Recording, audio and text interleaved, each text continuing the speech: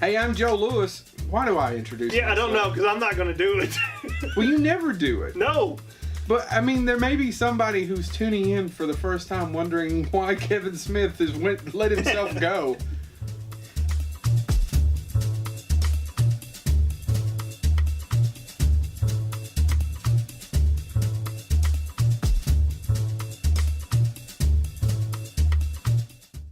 I'm assuming you're talking about you, which makes no sense to your joke because you introduce yourself and I don't.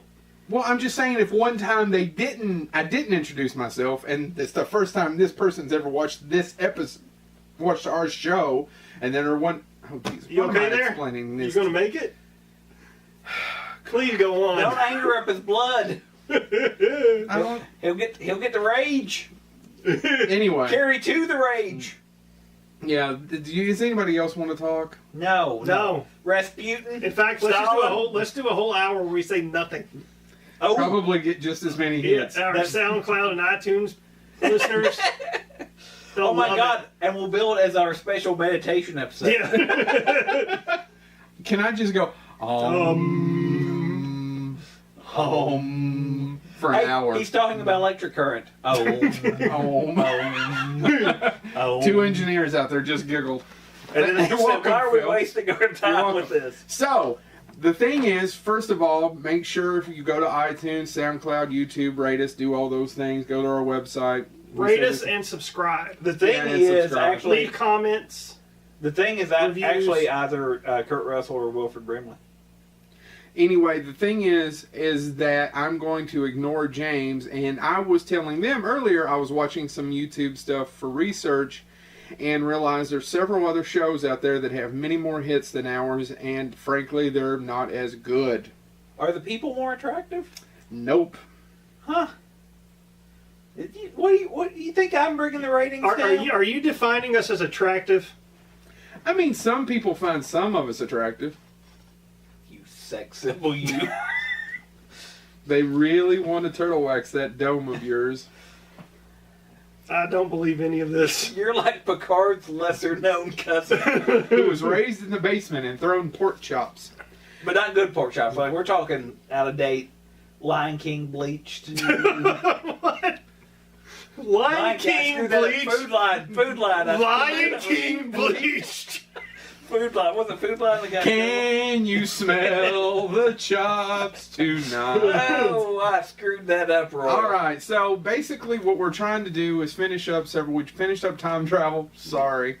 Yeah. And if you're still watching us after 2 episodes of time travel, God bless you. Yeah, Really? I don't think it's our best work. Really? Yeah, well, yeah. So if you could turn back time, you'd do it differently? If I could turn back time, if I could find a way, I would take back the words that hurt you, and you'd stay. If I could reach the stars. Anyway, so we want to finish up our next topic. Seeing Courtshire. We try to listen to our fans, and our fans really want us to finish Stephen King. We want to finish Stephen King. Yeah, we want to. I don't. I'm against the monarchy. Why can't it be Stephen, Democratic? You don't have anything to say. You don't have anything to say. Stephen President. You could have gone Stephen Hawking's, Stephen Dorff, Stephen Colbert. Stephen Colbert. Steven Spielberg. That's a good one. Kudos. Stephen Oliver. Just lower your head in shame. Yeah. We're talking Stephen King. King, yay! Part 3. Once again, for those of you that don't know Stephen King, if you like Dean Koontz, something like that. Who is writing his jokes tonight? I don't know. The movies we're going to be covering on this episode, there are some really great ones, classics. Mm-hmm. There are some forgotten treasures. Mm-hmm. And then there's the other crap. Is there? Yes. In my opinion, there are. And we'll hopefully get to those too, but there's also utter crap. Okay. And what I like to kind of compare these two is like the deli meat section at your local supermarket. Hold on. I don't know where this Which is going. movie is Pickle Loaf, Chad? Hold on, let me get there. So you have your high quality deli meat. You know, you buy it every time. It will never fail. It will always taste great. I can't afford it. Spam.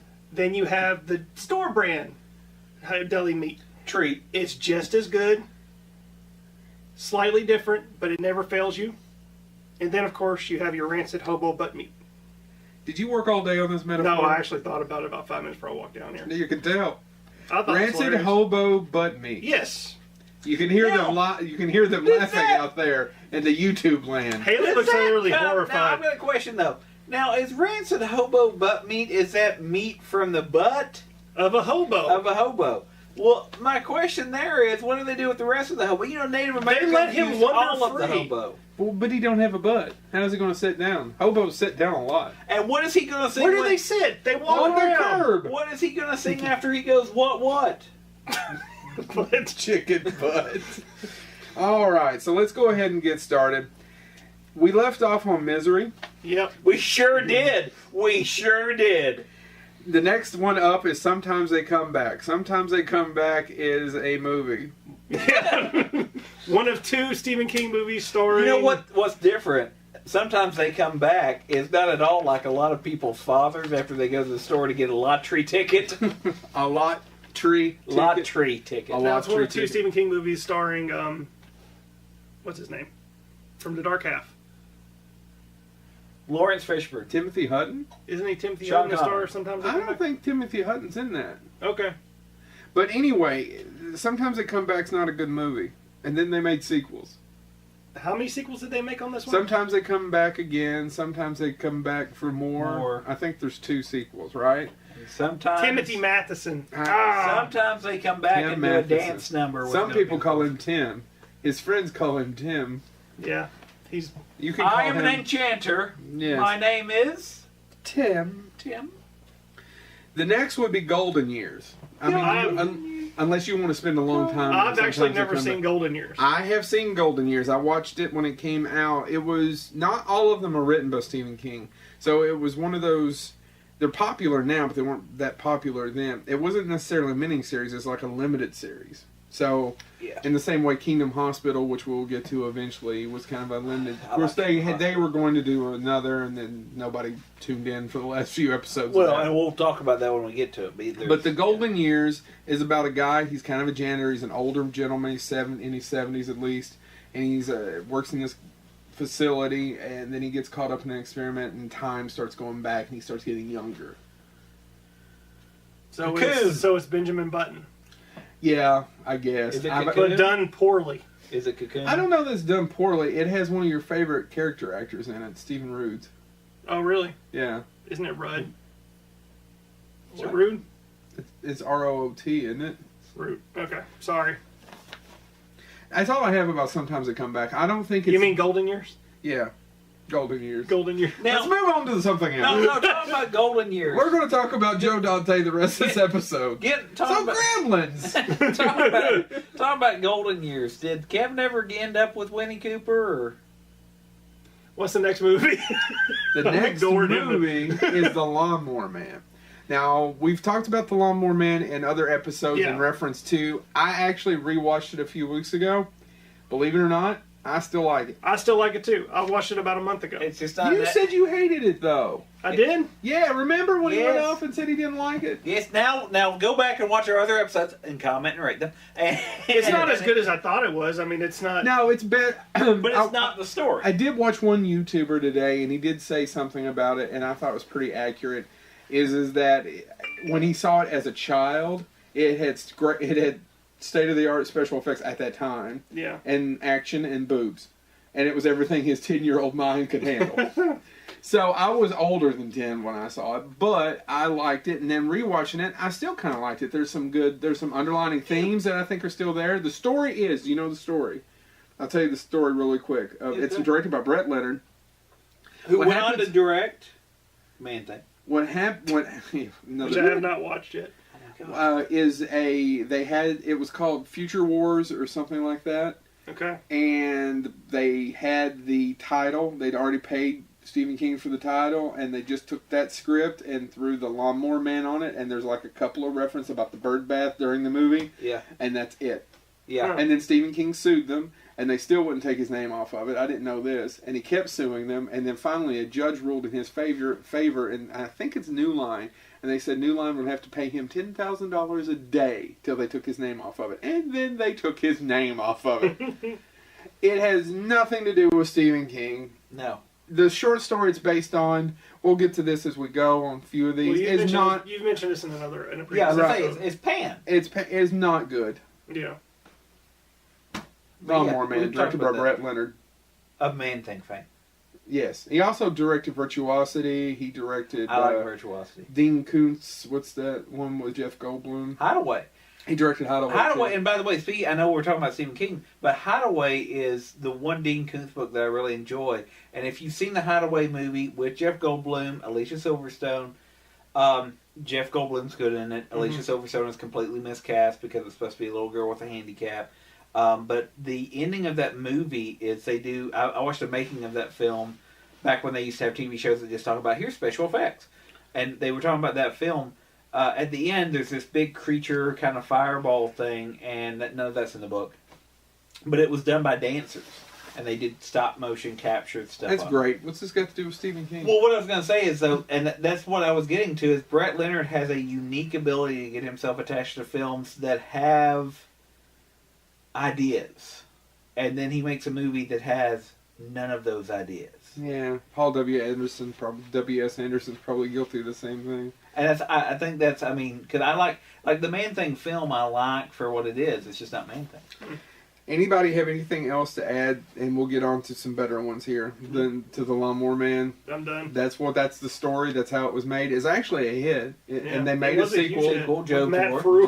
But it was actually called something else. It was and then they called it another. It was called Lawnmower Man 2 something. Something Wars or something Joe's like War. Cyber War. War. No, it was called Joe's War when they released it on video. Okay. They changed the title.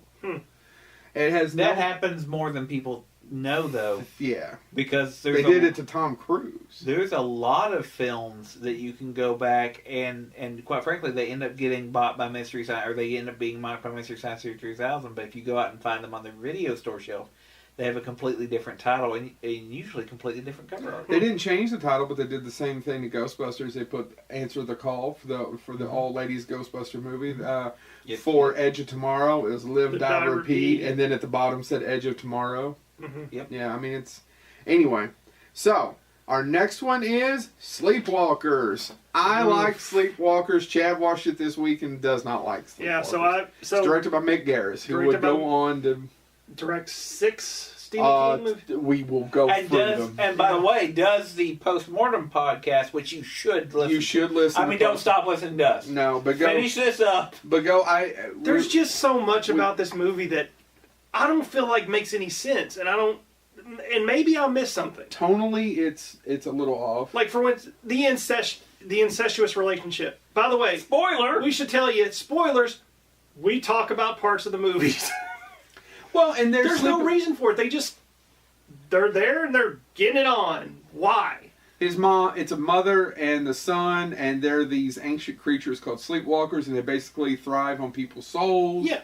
They're soul vampires, right? Yeah. So, why is that happening?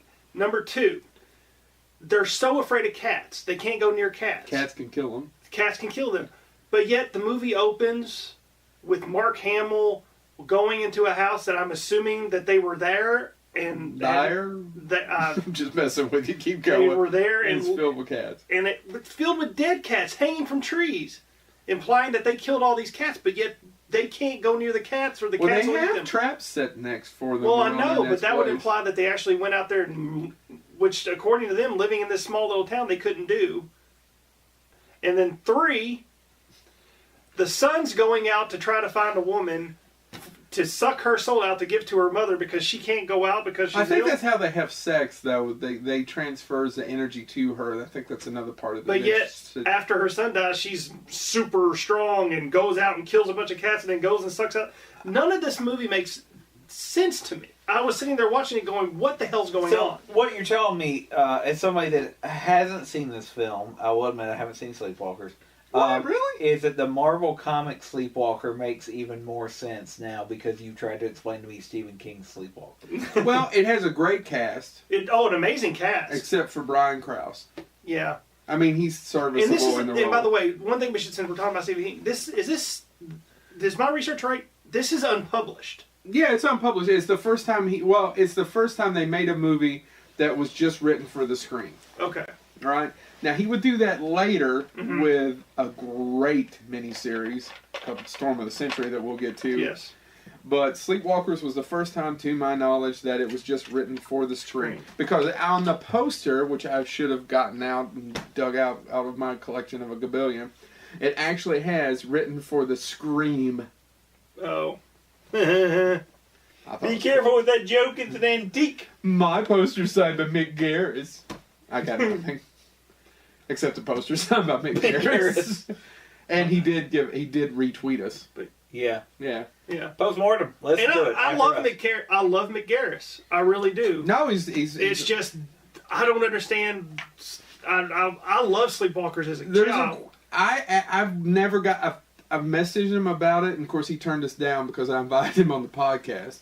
However, or at least to just chime in, but he was busy shooting an episode of Once Upon a Time. Yeah, and I'm sure that was his cordial reason. It was, I don't want to do your shitty podcast. Yeah, but I'd like to talk to him because Stephen King has said that the first cut was a solid horror film, and then Universal, I think that's from Universal, recut it, and he says it's 2 shades above Dr. Giggles. Yeah, I agree. I don't know that I completely deserved agree. an Oscar? Because it doesn't really Dr. Giggles, it doesn't become a horror film until the last act, and even then it's a quasi-action film. I mean, the mother's just going around tearing crap up in town. And then she has all those bad lines, all those groaners. Right? Yeah. And then she even stabs a guy with a corn cob. Yes. Right? Yes. But it has Ron Perlman, Mark Hamill, Alice Craig, I think, the board queen, who's a great actress. And so, for James's benefit, this movie starred 2 Star Trek villains. Yeah, Ron Perlman and her. Yes. Yeah. And then Motkin Amick, who was famous for Twin Peaks. Yeah. And Lost in Paradise. With John Lovitz? Yep. Oh, yeah. Nicholas Cage. Who else is in that? It's Dana Carvey. Dana Carvey. Let's think back. All right, do we have anything else to add to Sleep? I actually like Sleepwalkers. I saw it in the theater when it came out. It was one of my favorite movies as a kid until I watched it this week. I watched it in a few years, and I didn't think it was that bad. All right, The Dark Half. This one I do know something about. Go ahead. The Dark Half, that's the one that we've alluded to it before. Now this one stars Timothy Hutton. This is Timothy Hutton. Yes! By George Romero. George Romero. The Type-Off. That's how it ends, right? At the end, yeah. It's about an author whose nom de plume, did I say it correctly? Yeah. His pen name. His pen name. Which is what nom de plume means. Comes to life. Yeah. And starts killing people. Yeah, so George Stark, right? Yeah. Holy crap. I pulled that out of my butt. It's George Stark. So yeah, and it's and it works really well. Haley's doing this. Yes, it's George Stark. I'm fast-tracking the whole episode. You're doing great. Thanks. It works well in the book because you can visualize it. But at the end, they get into, instead of, it's like a gunfight, except they're using typewriters, and it's who can outright who. Sheriff Pangborn is another character that shows up later in Needful Things. Yes, which we'll be talking about. I don't like the movie. It's one of my least favorite George Romero films. I just don't think it has a hook. I like scenes in it. Mm-hmm. I love the scenes of the birds and stuff, but it's the if you're gonna watch a film about an author struggling to deal with everything going on, watch Adaptation. Yeah. I mean, that's a great movie. The Dark Half, like I said, it's one that I have watched because somebody said. By the way, it's one of those things where I can tell how much people actually like me when they're like, "Oh, you like to write? You should watch The Dark Half."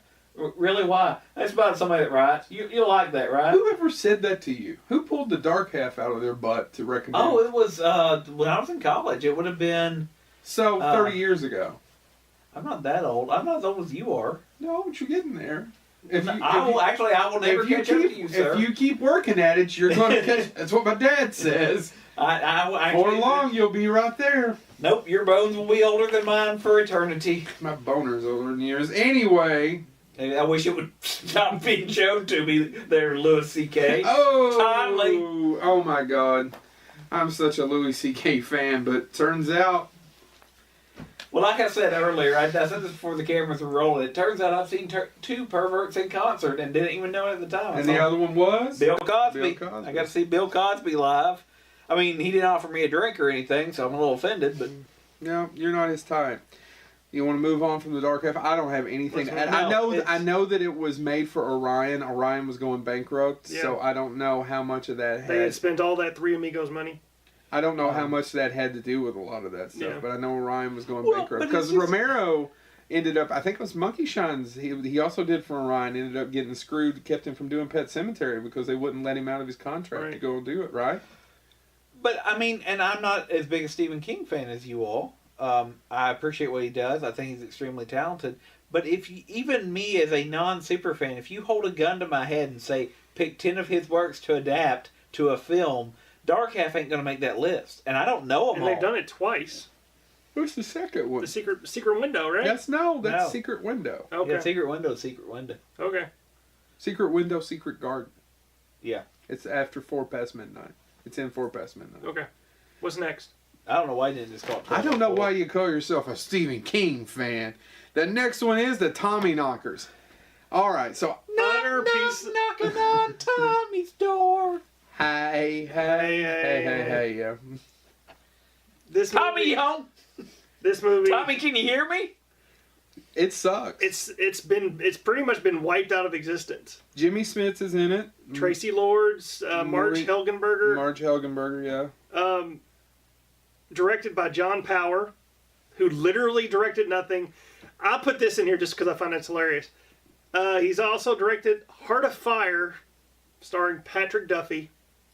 This is the synopsis. This is the synopsis of the film. Now you read synopsises. They usually come or synopses. Go ahead. They're usually the synopsis. They're usually a pretty good chunk. Or they hook you. They hook you. Yeah. This one, a firefighter helps a child trapped under a truck. That's the synopsis That's of not John. what the Tommyknockers is about. No, that's not what the Tommyknockers. I just had to bring that up because literally I have nothing to talk about this movie other than, according to Stephen King, when he wrote this, it was an allegory for his personal battles with substance abuse. Yeah, because the guy is an alcoholic. Yeah, Jim Gardner's largely based on himself. Jim Gardner's an alcoholic. He ends up sacrificing himself to save everybody. Actually, I liked the book. I had never read it and read it just this past summer. I listened to it. And it's a long book. Yeah. And nobody... I wouldn't say it's a depressing... they are depressing. The story is unwielding. It's so big. Like a lot of Stephen King novels. But... You know what, it's just got so many great characters that I just fell in love with listening to and dealing and where they're going through. And the whole town gets screwed by this spaceship. Yeah. I mean, they all die. Yeah. For the most part.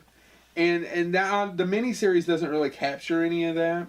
It kind of deals with a little bit of it, but it glosses over. It's a terrible movie. Yes. And the special effects are awful. I didn't remember correctly. And when it came out, it sucked. Yeah. But, you all mentioned Jimmy Spence is in this, and this is just an aside. But who the heck is Jimmy Spence's agent? Because all I'm sitting here going is that he's done, Abe Vigoda. He's done $1 Million Hotel, written by Bono. Yeah, directed by Bono, too. And Not Bono 2, his brother, just Bono, the original. And partially financed by Mel Gibson. Where is this going? Well, He's in Star Wars, too. He's in Star Wars, but it's one of those things, okay, listen, we got 3 films we want you to do. One's Tommyknockers with no budget whatsoever. Y'all do that. One's $1 Million Hotel, what's it about? I don't know, you're going to play some crazy guy that wears a bathrobe? Well, I think this was right after L.A. Law, so I don't think he had a lot going on in terms of career-wise. He did do NYPD Blue, though. But this is Tommyknockers, somebody look it up, pre-NYPD Blue. I don't know. It doesn't matter. And post-LA Law. It sucks. But anyway, it's awful. Read the book. And you can't find... And if you can find a copy of it, send it to me. Yeah, Chad, can I say... No, you can't. I looked for copies and could not find things. All right, fine. Rat him out. And so next up, Needful Things. I don't even care that much for the book. I love this movie. Why? It's fantastic. It is. I love every character in the movie. It was great. Do I need to rewatch it? You really do need to rewatch it. Did you watch? Now there's an extended version too. If I've seen the extent, I don't know if it was. Did you know that? There's like an extended TV version, by the way. Oh it's yes, I knew hours. that. Yeah, I know. I didn't watch that. Isn't this the general story of monkey paws? Yes. Yeah. That's what it is. That's exactly what it is. Satan comes to a small town in Maine and says, I'm about to F everything up. By the way, my favorite thing about that, if you're a big fan of Rick and Morty, they do an entire episode about that. Yeah. And Rick walks in and goes, oh, you're the devil. I get it. And he creates a way to cure all the curses, and he puts the devil out of business, and that's the plot to the episode. No, it's even funnier if you've seen Needful Things. I think it was a modest hit when it came out. The movie, I don't think so, but but the book was a big seller. Yeah. The book came out right at the same time. Only reason it wasn't number one through this whole one summer, and I remember this, and just because I used to get Entertainment Weekly, because someone had wrote a sequel to something called Gone with the Wind. It was called Scarlet. And Scarlet came out at the same time, and it was like this every week.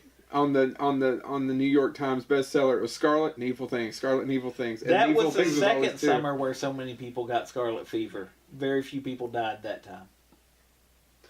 And my hobo butt meat joke wasn't funny. I didn't think that was funny either. All right. Listen, there's a lot of people that survive scarlet fever out there rolling. They're having seizures, but they're rolling.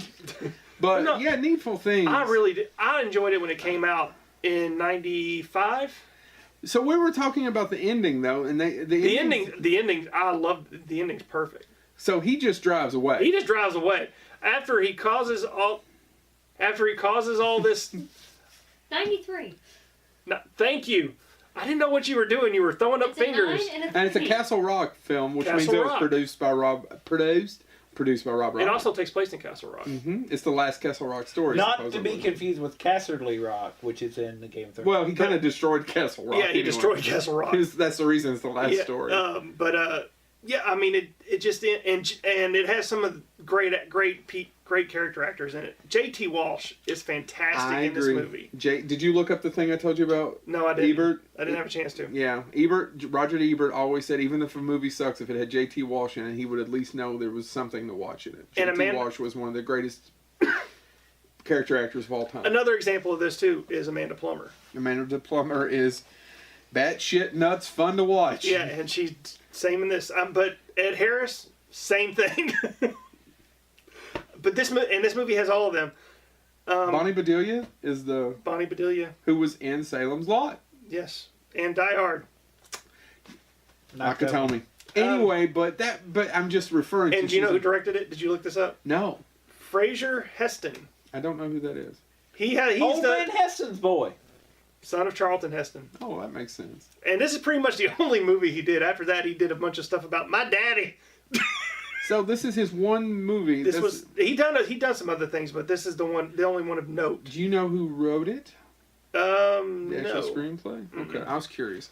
Oh, the one thing we didn't talk about is this is this is the same sheriff that was in The Dark Half. He's played by Michael Rooker in The Dark Half. Another great character actor. Also, the novel, if I'm not mistaken, actually featured a return of a character from a previous Stephen King story. Which character? Ace Merrill. Yes. From Stand By Me, played by Kiefer Sutherland. Yeah. But no, because the devil puts Ace up to try to. Yeah. So this movie, I really did enjoy it. I enjoyed it when it came out in '93, and then it came out. That means it came out close to after the book came out. Yeah, and I watched it this week, and I could not stop watching it. I mean, I need to rewatch it. It was really entertaining. Now it could have been that I watched it. It was the one shining beacon in a movie crap sandwich that I watched. Does the kid shoot himself? They implied they don't show it. Oh, he blows his brains out in the book. But they say he survived. No, he didn't survive. Yeah, they said he survived. That he did try. The older brother does. And yeah. Anyway, so that's Needful Things. By the way, it seems like a lot more people survive in the movies, because we talked about that before. Cujo, kid walks away. Yeah. Not so much. All right. Anybody got anything to add to Needful Things? No. Let's get on to the classic. Let's go on to The Stand. All right. So everybody and their mother. One of the best REM songs. Everybody and their mother tried to adapt The Stand. Stephen King wanted it done for theatrical. George Romero once worked on it, but he couldn't. They couldn't get a deal to do a 3-hour movie because that was kind of unheard of in the '80s to do a 3-hour movie. Yeah. That wouldn't come along till a little bit later. Lord of the Rings made that popular again. Yeah. So Intermission. yeah, it was unheard of. He couldn't get it done. Right. And finally, they ended up doing it as a miniseries, which Romero said to me in the audience that was never. That when he worked with Steven on it, that wasn't what Steven wanted, but... Right. Well, Lieutenant Dan came along, and that changed. The thing is that you all can talk about it just as soon as I say this. We watched The Dark Half, and The Dark Half is a dog turd wrapped in a piece of shit. Puked on by a Sumatran rat monkey. Yeah. And it's a terrible movie. The Stand is a huge mammoth book that I love. It's one of my favorite Stephen King novels, and I love the characters in it. And I actually like the miniseries quite a bit. I did too. Oh, yeah. There's some parts I still enjoy The Stand. I will not badmouth The Stand one bit. It may be Mick say Garris's best movie. Yeah, it is. And I will say that there are parts that That are writing the book. I will say there are parts of the miniseries that haven't necessarily aged well. A lot of special effects. Yeah. And you know the whole thought. I still would like to know. I couldn't find any research on this because and maybe you know, why did they make the why did they shoot the whole farm scene on a set and not actually in a farm? I don't know because it looks like a set. It is a set, but it is an otherworld. Maybe they're trying to give it an otherworldly feel. That makes sense because I mean that was the one thing that bothered me today is I didn't get to watch it but I've watched it plenty of times. I know it by heart. It's a long watch. Yeah. It's not like let's prepare for this. I'm going to watch The Stand tonight. It's going to be I'm going to watch The Stand for the next 3 nights. Right. Yeah. But yeah, it's over 6 hours long. That's the one piece that really bothered me the most is why is that a set? But they could have gone to any farm, and then reading the research as to how much money they spent to make that. It was huge. It was a huge thing. And you know, it wasn't shot on 35 millimeter. Did you know it was shot on 16, Super 16, and they blew it up to 35? That's another reason why it looks a little grainy. No, I didn't know that. And the reason Mick Garris did that was to save money and to go quicker. Oh, really? Yeah, Super 16. Wow. But see, as much money as they had, they still didn't have enough money to quite do it. But my only comment on it is, I would just say, MOON spells great cast. It's almost perfectly cast. Molly Ringwald may very well be the only miscast person in the movie. Not that I hate Molly Ringwald. But you've got, if you're a character actor person, you've got Matt Frewer, you've got Miguel Ferrer. Yeah. Lieutenant Dan. Gary Sinise. Gary Sinise. I know. Alf's dad. Yes. Is it Ozzie Davis's wife? Ozzie, yes. What's her name? Ozzie Davis's wife. I forgot her name too. Is it? It's not. Oh man, I can't believe I forgot. But Ozzie Davis actually wasn't even supposed to be in that movie. Ruby D. Ozzie Davis is in it, but he wasn't supposed to be. It was supposed to go to somebody. It was supposed to go to another actor. Who was it supposed to go to? I have to look it up. I forgot who it was supposed to go to. Okay, but I mean, literally, a cast. Did Ruby talk him into it? Who knows? It may have been one of those. This is convenient. He's here. He's here. But you're talking about a cast that if you were trying to get back together, it's almost, we've talked about this before, like The Quick and the Dead. If we talked about Sam Raimi movies, because The Quick and the Dead has probably one of the best casts. You're talking about a cast that if you tried to, a couple of them are dead, which complicates it too, but even if you would have tried 5 or 6 years after that movie came out to get that cast back together, you would not have been able to do it. But you know this book was also Stephen King's version of Lord of the Rings, right? You know that. And he even says that. In what sense? He wanted to write it. It's his American version of Rings. Oh, okay. And there are a lot of parallels. There, yeah. I don't think so. Oh, huh. If I did, I forgot. Okay. But yeah. Thank you for teaching me. Why don't we write a version of Lord of the Rings? I'm serious. Why is it that when Stephen King does it, it's an homage? Because he has talent. Oh yeah, that yeah. God. So you're telling me my. But did you know who many of the people that were considered to be playing Randall Flagg as well? No, Jamie Sheridan played him. Yeah, and they decided to go for a lesser known face, but Christopher Walken. That would have been fine. Christopher Walken, Willem Dafoe. It's William Dafoe. Now, did these people turn them down? No, well, I don't know if they turned them down, but these were people that were being considered. Christopher Walken, Willem Dafoe. Willem Dafoe would have been an interesting. Jeff Goldblum. And James Wood. I really like Willem Dafoe. I would love to see Willem Dafoe. Yeah. Actually, any of those I would have, and I know, but they said for people that are only exposed to James Woods now through his crazy right wing. I was never. I don't even know if they were offered. It said that they decided. But to watch Digstown and enjoy the ride. They decided to go with a lesser known face, but I mean, I'm sure it might have been. It probably could have been a budget thing. I do know that Jamie Sheridan. I do know that when he went into audition, Stephen King had a. This is one of those. I don't know if it was the first time, but it was definitely probably one of the first times he had this much control over a production of his work. Yeah. Because he got to pick the director. He kept casting and all that other stuff. And I know that he told a story when Jamie Sheridan came in to do the audition for Flag. He actually did this little thing and then looked at him and goes, "Hey, this Flag's a funny guy." And that's how he got the part. Oh. Because they was like, yeah, he is a funny guy. Yeah. Well, the other thing, too. And he's not bad in it. I hate his hair. Yeah, I'm glad you brought that. I'm glad you brought a lot of time on his hair. I'm glad you brought up the topic of Stephen King having a lot of control. Yeah. Because there's one key element, and this was very progressive for the time because this was early 90s. Mm-hmm. When there was actually something called a miniseries. Yeah. And life stopped because there was only 4 channels, and the miniseries took over. But so the Boulder Free Zone. Yeah. They were originally supposed to film that in Boulder, Colorado. Uh-huh. Stephen King said nope. Why? Because Colorado passed right before they were going to start filming Amendment 2, an amendment to their constitution which nullified any existing laws protecting the rights of homosexuals. Oh, really? So Stephen King said no because his daughter is a lesbian. Yeah, yeah. So they cut that out and they shot it. Where did they shot it? They moved it to Utah. Well, I'm sure it's because his older daughter, but also for you people out there who don't know, follow him on Twitter.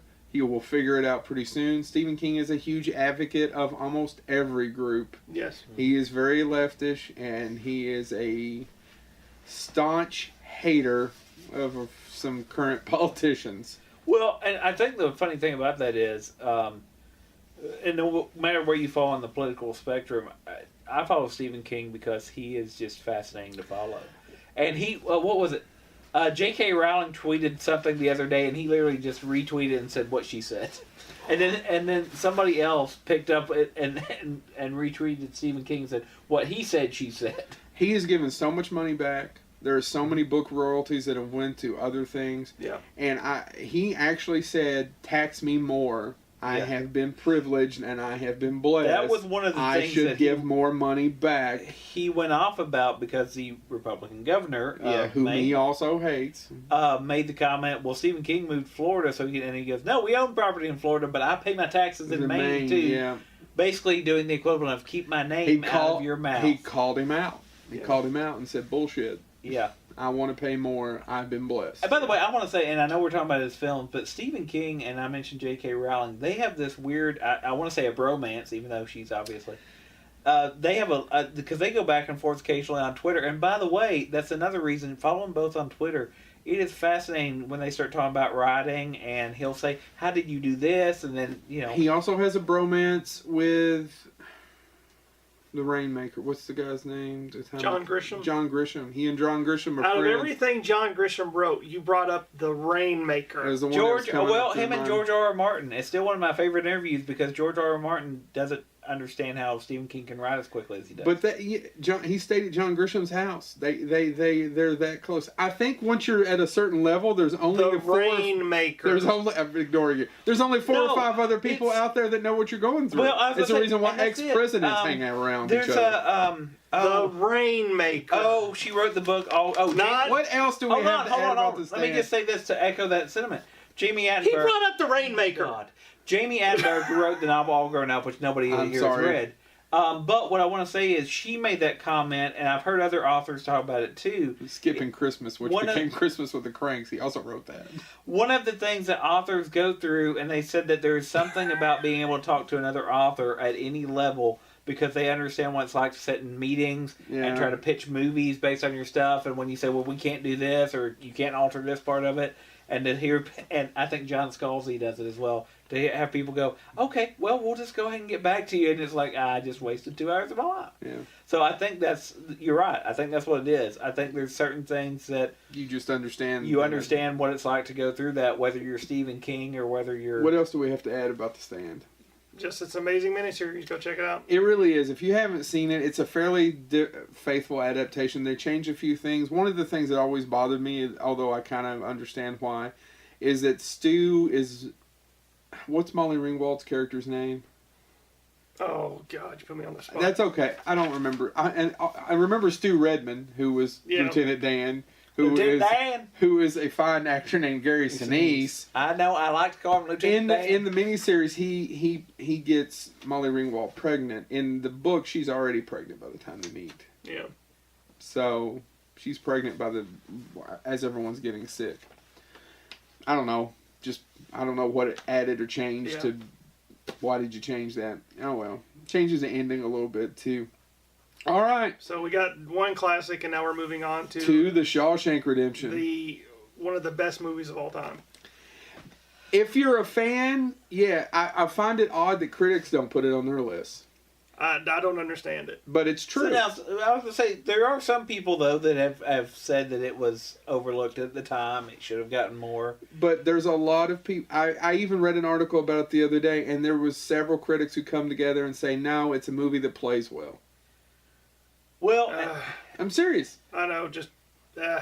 But if you go on Rotten Tomatoes, it's what, 100%? Yeah. And if you go on most websites, if you ask people, it's usually in the top 2 or 3, right? It's a great movie, and I think Frank Darabont is one of the most underappreciated directors, period. Who has anger issues. Did you read any of that stuff that came out in that court case that he had sent in emails from The Walking Dead? No. If you get time, some of the things he called people in email, it would have taken a writer to write it.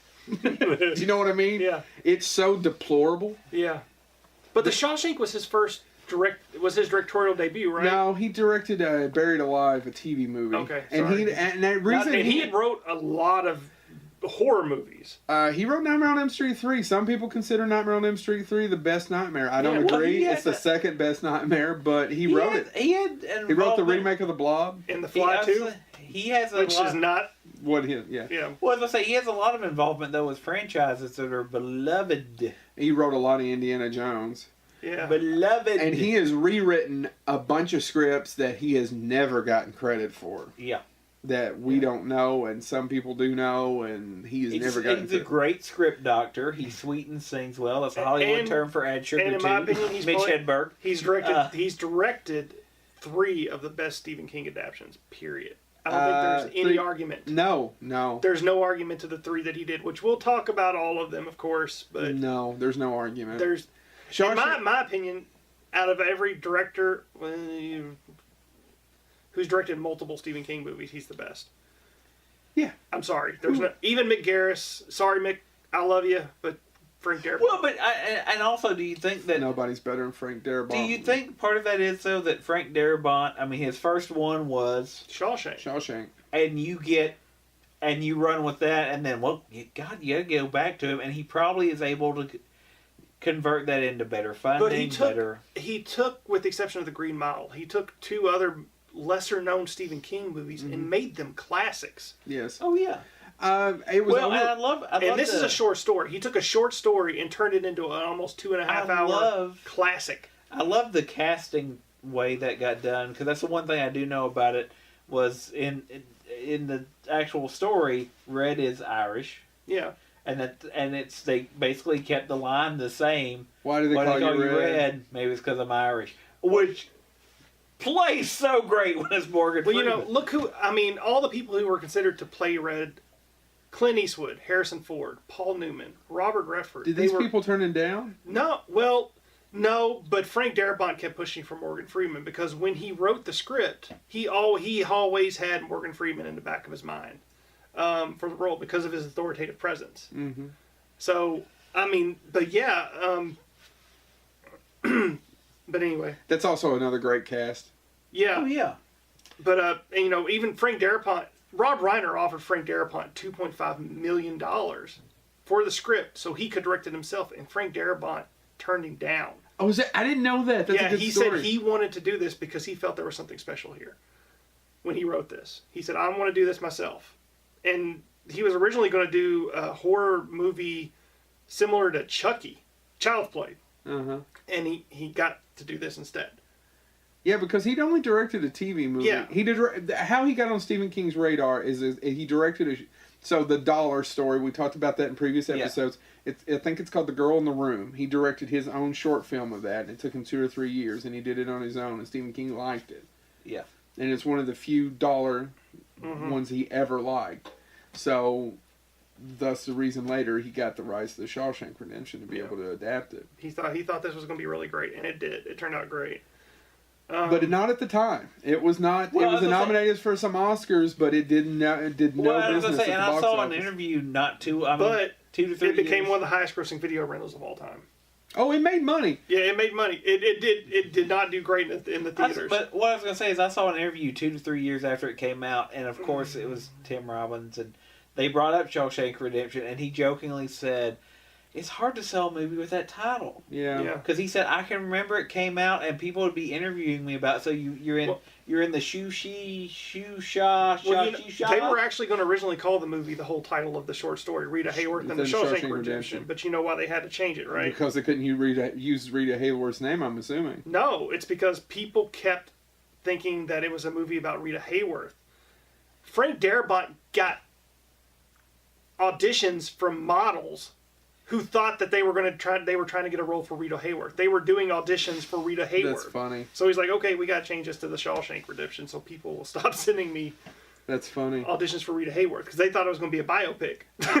I gotta say, I don't know.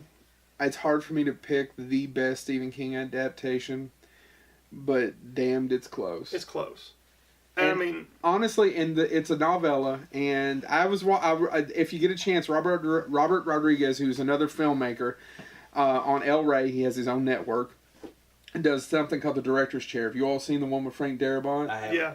Huh? I have not seen that. So you've seen it, Chad? He talks to him about it a little bit, and he actually said, because it's Brooks, he said, when I watched the movie, I thought, oh yeah, and I remembered the short story of Brooks being all the way through it. He said, no, you took a character that was in one paragraph that Stephen King mentioned in one paragraph and just built that out for it. Yeah. So he changed stuff, whereas in the Green Mile, very little's different. Right. But what I love But about you didn't need to. What I love about the Shawshank Redemption, though, and it's a story I think you know as well, is Stephen King encountering a fan of the Shawshank Redemption, and he said At the grocery store. At the grocery store, In and Florida. she said something like, "You write those horror things. I don't like stuff like that." And he said, "What do you like?" "I like life-affirming stuff, like the Shawshank Redemption." "I also wrote that." "No, you didn't." Yep, walked off. She got mad at him. Got mad, thought he was lying. In a grocery store in Sarasota, Florida. Well, Called Stephen King a liar to his face and stormed off. Somewhere there's a little old woman in Florida. She may be dead now, or maybe she'll come back again. But anyway, who called Stephen King a liar to his face? Like, I'll be honest, I'm not the diehard fan you all are, but if Stephen King pops up right now and he goes, "I also wrote everything Harlan Ellison wrote," and he lies about it, I'd be like, well, he's here. I mean, God, it's rough. And Tom Hanks, who was in The Green Mile, we'll talk about that one, of course. This was supposed to be his first work with Frank Darabont. He was supposed to be Andy Dufresne. What happened? Forrest Gump. He picked Forrest Gump over it? Well, he was already committed to Forrest Gump, so he had to turn it down. And then Kevin Costner was also supposed to play it, but he was too... Was it Waterworld? It was Waterworld. Oh, is it Waterworld? Yeah, he was too deep. He was too embroiled into filming because he was 2 foot deep in filming. If you know anything about Waterworld, it went horribly wrong. So yeah, he still ended up making money. And God, I But don't know. still, I was going to say, and by the way, Waterworld's not a great film, but it's not as the horrible worst as people have say. painted it. That's what it is. I mean, I don't own It's not good, but it's... I mean, it's no Postman. Charlie Sheen actually really wanted Andy Dufresne. I know. I did know that. He tried really hard to get Andy Dufresne. And they said, no thanks. No thanks. Yeah. It's one of those scripts. Was it overshadowed because of all was that Hot Shot? I don't remember what. Charlie Sheen's not the world's worst actor. No, he may be the world's worst human if everything that's rumored comes out to be true. But So, do we have anything else to add? One more thing. I wish I would have gone back to check this because this one was an IMDb blurb, and I really wanted to go back to see if it was true. I don't know, but red cell number in Shawshank. Is it 237? Is it? Yeah, that's what IMDb said. I didn't get a chance to go back and look at it. I wanted to go back and see if it wasn't just some Wikipedia. I will say this: nonsense. Shawshank is one of those movies that if it's on, I will sit and watch it. I will too. Pulls me. It doesn't matter where it's at in the movie. Doesn't matter where it's at. I will sit down and watch it. Now, we will talk about it later in a future episode for things that drive me crazy about it that we've talked about. Yeah. That make no damn sense. No, yeah. Well, that's another movie that Family Guy, when they were mocking Stephen King stuff, or when they were parroting, they weren't mocking, they were parroting Stephen King, they did the Shawshank Redemption, and they have a couple things where you're like, yeah, if you think about it too much, things fall apart. Do we want to end on Shawshank, or do we want to keep going? Let's at least do a couple more, because we have a lot to get through. If this ain't going to become a 6-part thing, we're going to have this one go an hour. Let's do The Mangler. We can get through that one quick. The Mangler was directed by Tobe Hooper. For the most part. For the most part. Avant Singh Song. Am I saying this right? I think it's Singh. Avant Singh, the producer, took over directing duties. As in Khan Noonien. Because Tobe Hooper quit, is what we found out. We cannot find out. And by the way, folks, we're not dropping names, but when we can't find out something, it's pretty well hidden, don't you all think? Yeah. You know what, though? Tobe Hooper has a history of having a lot of things that got hidden. It's not hidden, and though has a history of things of getting... I know, my cat, most of the people who watch this have see? Yeah.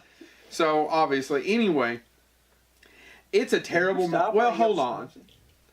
The Mangler's not as bad as Graveyard Shift. But it's got some pretty scenes. The Mangler's a glorified washing machine. Yeah. It's a terrible idea. Have you ever read the short story? Oh, it's not good. He worked a summer at a laundry press and wrote that story. And sold it to Cavalier in the early 70s. Cavalier was a men's magazine, if I'm not crazy. Cavalier. They used to have these things called magazines. And you could submit work to them, and they would publish stories and pay you. I'd say, and they published something that kids today, you don't understand it. There used to be something called a short story, short fiction. Which doesn't exist anymore. You could get it published, and now Playboy is about the only place that still... That's it. There are small literary magazines, we're being somewhat facetious, but as far as you can pick it up at any general store Playboy. it's gone. So Cavalier, sold it to Cavalier. It was later in... By the way, that beautiful first edition of The Night Shift I picked up a couple of weeks ago that I'm really proud of. It was in that. It's not a good short story. It's a bad movie.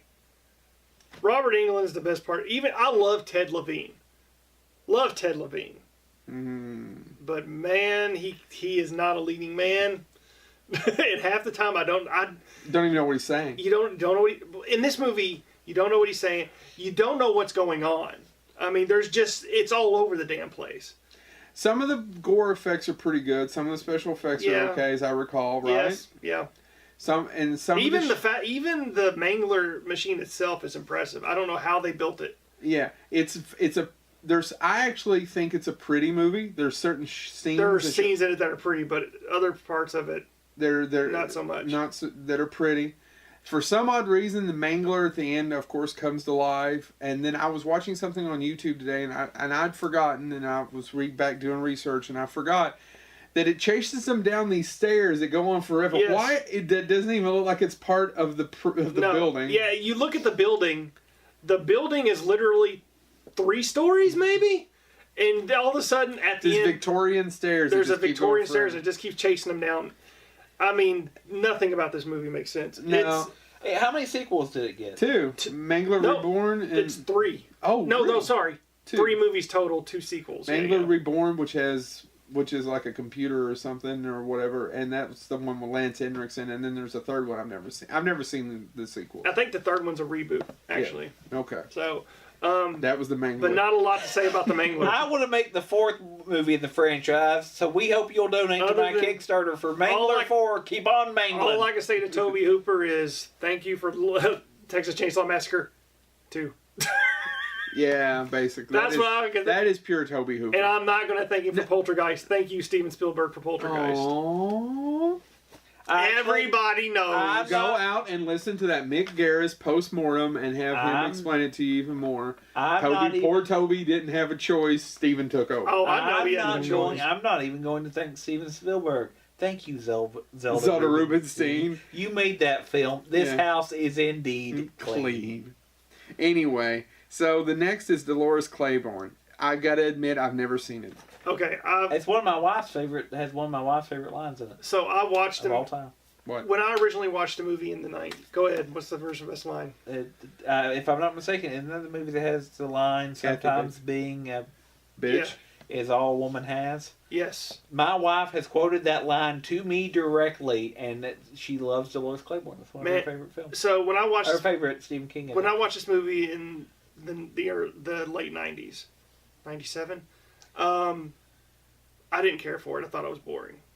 I watched it this week. It is fantastic. Is it? You got to watch it. I don't have a copy. Do you have a copy? Yes, I have a copy.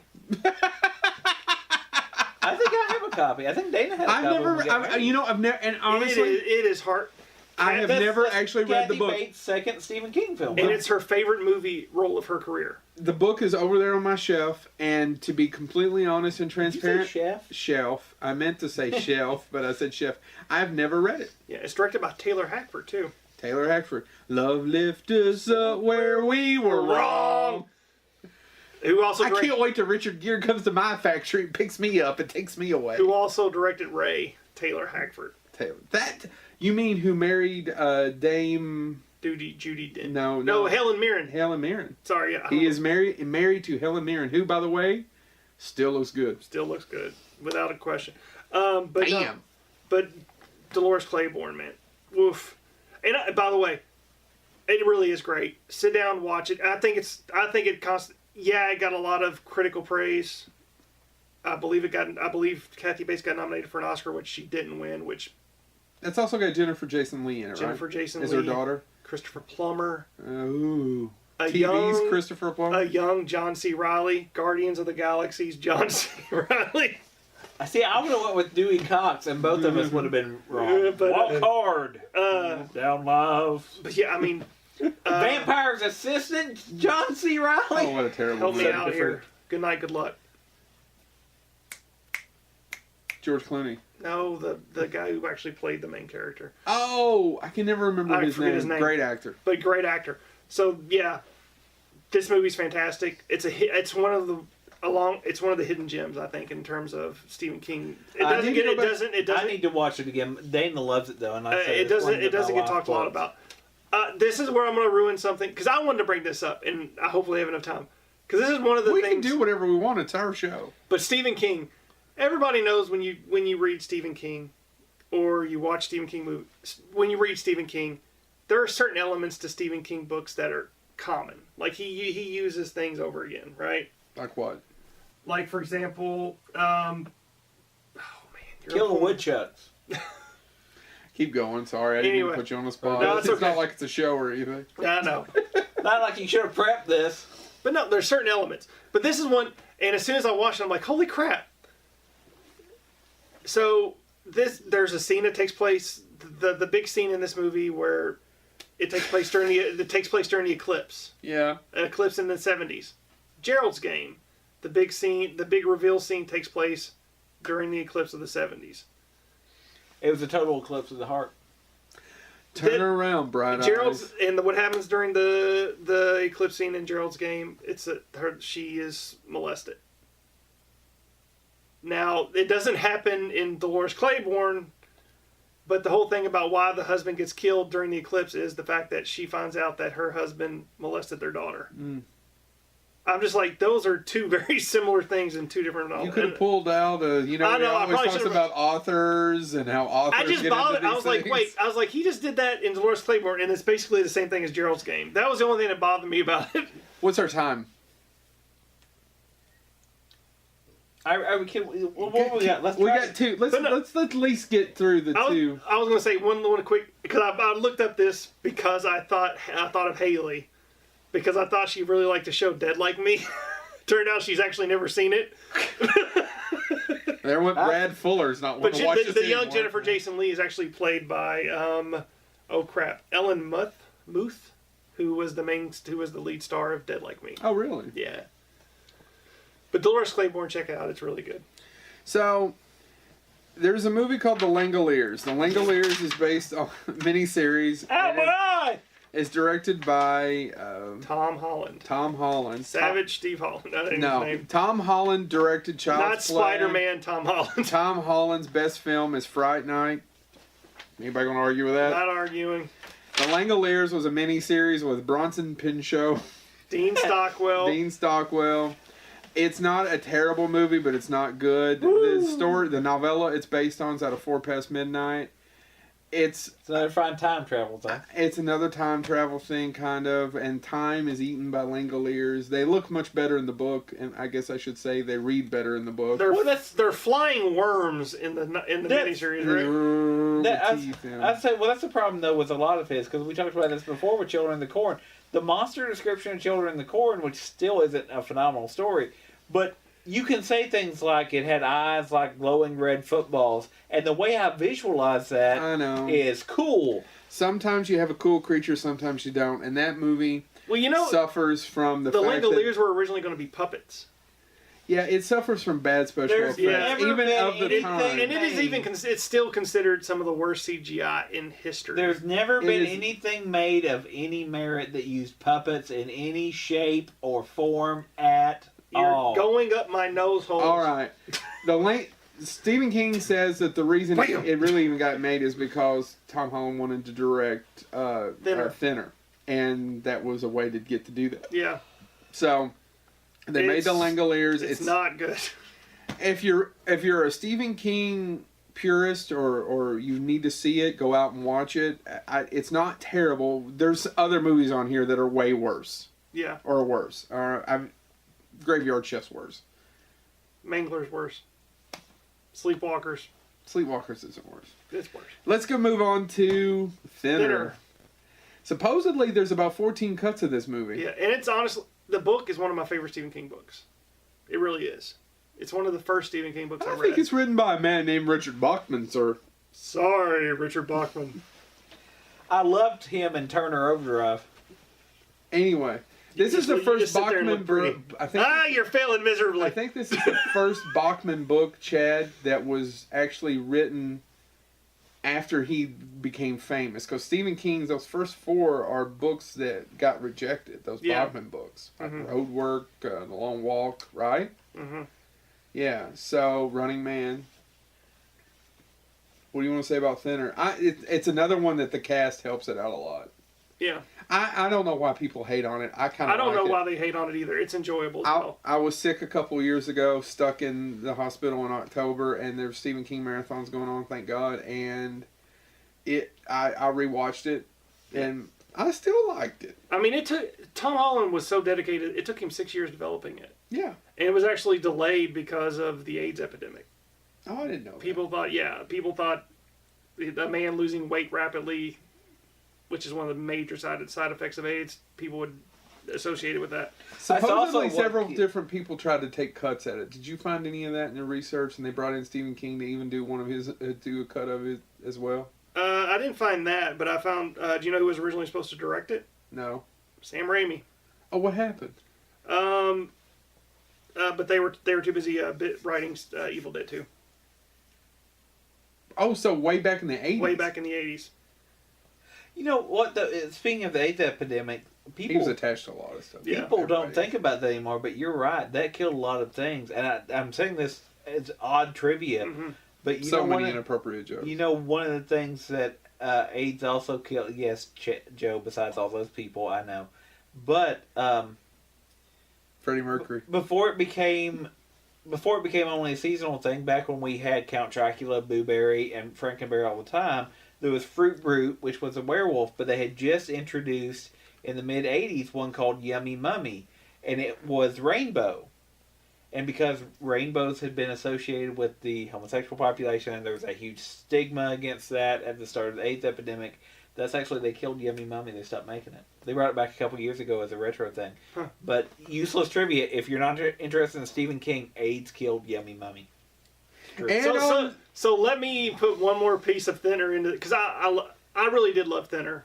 I think it's another one of those. Do you movies. think I've actually not read the book. Do you think it's a good adaptation? I think it's a faithful adaptation. Yeah, they changed very little.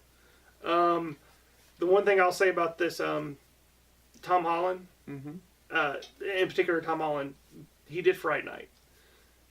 He was stricken with Bell's palsy while they were filming this. Oh, really? And if he would have got treatment right away, got a steroid injection, he would have been okay. The producers demanded he kept working. So he didn't get the steroid injection for 36 hours after the fact. So because of that, as you may know, he spent more than a year and a half to fully recover, which basically ended his career. Yep, it's true. I was wondering why that was, but he did not go on to do a lot of movies. Yeah, that's why he was so sick from recovering from Bell's palsy. If you can get a shot within about the first 24 hours is ideal. And if you go longer than that, it takes a long time to recover. Now, we've never met him, but we've talked to him on the phone. Yep. At Scarefest, and he's a nice enough guy. I'd like to meet him. Yes, I would too. Come on the podcast, Tom Holland, and we will talk your movie. We would love. He actually wrote what some people consider a really good movie, Psycho 2, one of the best sequels. Yes. Psycho has a long history of authors that wrote for it that we have brought up before. Mm-hmm. Psycho 2 is a hidden... Charles Edward Poe. I think Psycho 2 could be considered a hidden gem, even though people know it exists. No, Tarantino says it's better. It's really good. It's really good. I need to go back and rewatch it. Okay, so should we end there? Let's wrap up, and then we'll start... Well, you know where we're going to start with a classic on the next part 4. We're not. It's a classic. No, we're not. Cheesy. But it is directed by Mick Garris. Yes, it is directed by Mick Garris. Oh, all right. Well, that's it. Thank you so much for tuning in. We will try to finish up Stephen King. In 4 more episodes? This is taking a while. Another episode. I don't know. Shoot. We'll see what the fans say. Stay tuned. If you really enjoyed this, why? Text us. Don't text us. Text Chad. His number is 8675-3009. I'm Joe Lewis. Klondike 5. Jenny. They've got my number.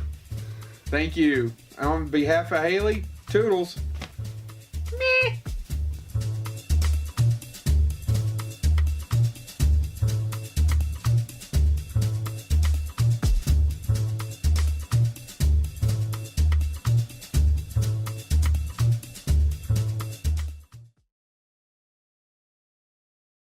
Some of these assholes have way more views than we do, and their product sucks. Yeah, I know. I don't understand. I think the problem is that we haven't figured out the right people to sleep with. Maybe if we didn't sleep with each other all the time, we could really get somewhere. You said those cameras were on!